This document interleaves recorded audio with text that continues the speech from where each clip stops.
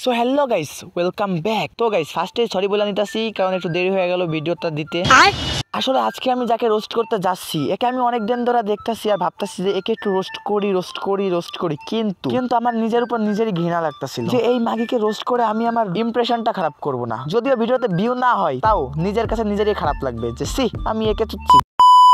তো গাইস ভিডিওটা শুরু করার আগে একটা কথা বলে রাখি, তো কিছু লোক আছে যারা বলে তুমি ভিডিওতে এত বকা দাও কেন, এত গালি দাও কেন। তো ভাই একটা কথা বলি শোনো, আমি এখানে টিচারগিরি করতে আসি নাই। আমার মাথায় রাগ উঠা যায়, রক্তচাপ বাইরে যায়, তো এই রাগটা আমি ইউটিউবে এসে ভিডিও মাধ্যমে ছাড়ি। তো এটার জন্যই আমি চ্যানেলে ভিডিও ছাড়ি। আর একটা কথা, আমি নিজেও কোনো পীর সাহেব না, আর আমি যাদের রোস্ট করি তারাও কোনো পীর সাহেব না। সত্যি বলতে এটাকে রোস্ট বললে ভুল হবে, রোস্ট এটা না, এটা জাস্ট আমি আমার মনের রাগ ঝাড়ি। তো আশা করি বুঝছো। যাদের ভিডিও ভালো লাগে না তারা রিল্যাক্সে স্কিপ করবা।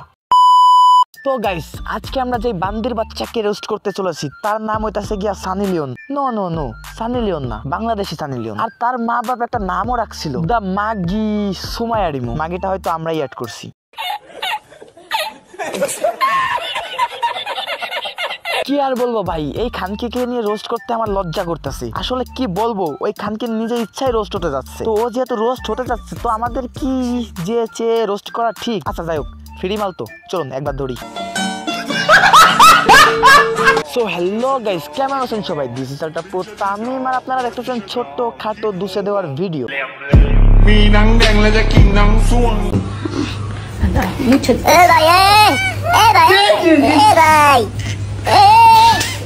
মুছে দিতেছি তো।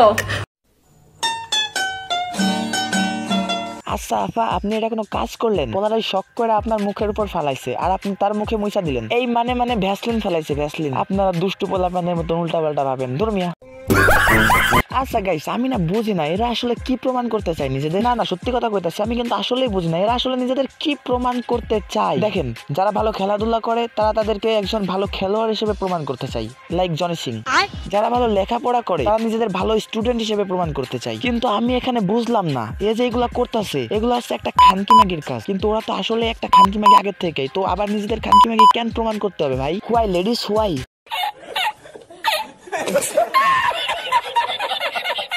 বরিশালে লঞ্চে ওইঠা লইব কেবিন রুম। সত্যি বলতে গাইস, এমন একটা মেয়ে দেখলে আমার বলতে ইচ্ছা করে আমার জীবনে কেন জানি একটা প্রেম আসে, কিন্তু আমি অবশ্যই পেতে পারি, পেতেই পারি অবশ্যই।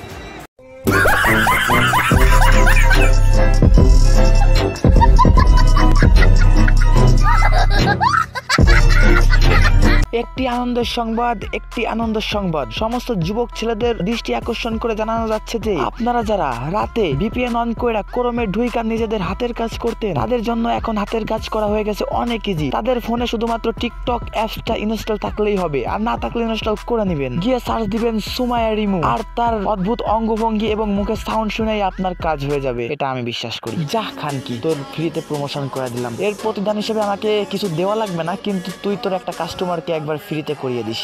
যা চুপ মারান।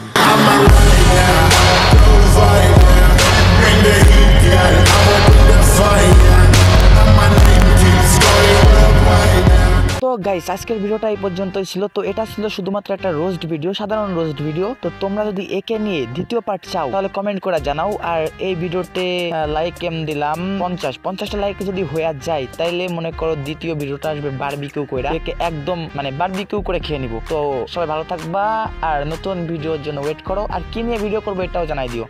আল্লাহ হাফেজ।